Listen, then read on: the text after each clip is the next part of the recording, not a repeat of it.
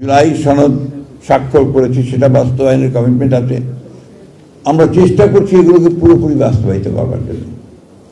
তো আমার খুব খারাপ লাগে, আমি আমার ব্যক্তিগত অনুভূতির কথা বলছি। আমি যখন দেখি যে কতগুলো বিষয় নিয়ে মানুষকে বিভ্রান্ত করার চেষ্টা করা হয়, তার মধ্যে একটু হচ্ছে জুলাই সনদ নিয়ে। জুলাই সনদ আপনারা বের করুন, যেটা স্বাক্ষরিত সব রাজনৈতিক দলের, যেটা এগ্রিড, সেখানে কিন্তু পরিষ্কার করে বলা আছে যে বিষয়গুলোতে আমরা একমত হতে পারছি না রাজনৈতিক দলগুলো, তারা যদি নির্বাচনের মধ্য দিয়ে রাষ্ট্র পরিচালনার দায়িত্ব যায়, তাহলে তাদের ম্যানিফেস্টো অনুযায়ী তারা কাজ করবে। এই বিষয়টা কিন্তু আমরা পুরোপুরি কেন জানি না অ্যাভয়েড করে যাচ্ছি। এই বিতর্কগুলো অবসান হওয়া উচিত, সেটা আলাপ আলোচনার মধ্যেই হতে পারে নিঃসন্দেহে। আমি মনে করি সংসদের সুযোগ এসছে, একটা আপনার কমিটি তৈরি করা হয়েছে, বিরোধী দলের আমার আহ্বান থাকবে যে তারা আসবেন, এই কমিটিতে যোগ দিবেন এবং সংবিধানের যে বিষয়গুলো পরিবর্তন করা দরকার সেই পরিবর্তন করার তারা সহযোগিতা। তো আমরা বহু করেছি, বহু, এবং রক্ত বহু দিয়েছি।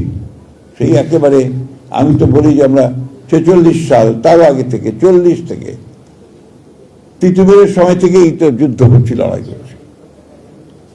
তো আমরা এবার দেখিনি আলোচনার মাধ্যমে পার্লামেন্টের মধ্যে একটা বিষয় আমরা আর পৌঁছাতে পারি কিনা। এটাই আমার আহ্বান, এটাই আমার ইচ্ছা। আমার এই শেষ বয়সে আমি এটাই দেখতে চাই যে আমরা আলোচনার মাধ্যমে এমন একটা জায়গায় পৌঁছি যেখানে অন্তত কিছুটা হলেও আমরা আমাদের পরবর্তী প্রজন্মকে বলতে পারবো যে আমরা তোমাদের জন্য একটা ব্যবস্থা তৈরি করেছি, যেখানে তোমাদেরকে আর মারামারি, কাটাকাটি, প্রাণ দিতে হবে না, জান দিতে হবে না।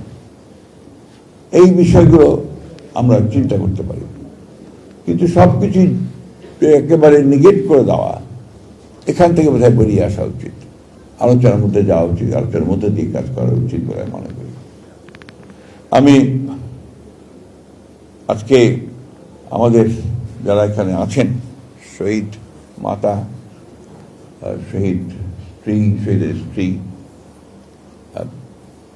তাদের প্রতি তো আমাদের আসলে দায়িত্ব অনেক, কাজও অনেক।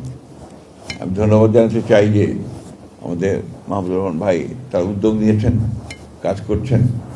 সরকারের তরফ থেকেও কিছু কিছু উদ্যোগ আছে, হয়তো একেবারেই অপ্রতুল, তারপরেও সেই চেষ্টা করা হচ্ছে। আমরা চেষ্টা করছি যাতে দ্রুততার সঙ্গে আরও বেশি করে এই সমস্যাগুলোর সমাধান করা যায়, অর্থাৎ তাদের কাছে অন্তত দাঁড়ানো যায় তাদের সামনে।